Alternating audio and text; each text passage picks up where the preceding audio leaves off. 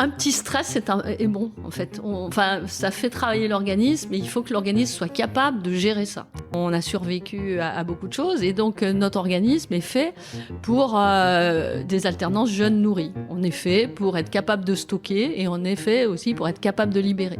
Et si on mettait notre organisme à l'état toujours nourri, eh bien on va perdre cette capacité d'alterner jeunes nourris, et donc notre organisme sera beaucoup moins adaptable et moins souple. Effectivement, il sera plus tellement capable de libérer son énergie, notamment du tissu adipeux.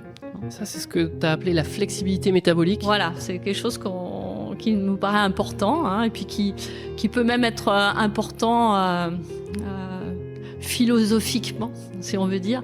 Il faut qu'on soit capable de s'adapter à des variations d'activité, des variations de conditions. Enfin, on est quand même programmé pour ça. Il faut donc que notre organisme garde cette souplesse.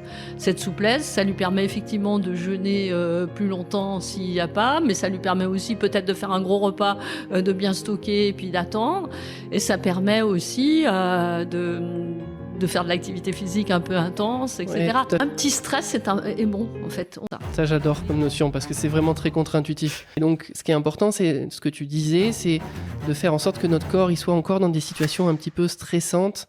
Donc, faire en sorte qu'il y ait des moments peut-être un peu où il mange pas, pour qu'il soit forcé d'aller utiliser ses lipides, et donc, à force de les utiliser, il continue à avoir cette voie métabolique qui est efficace.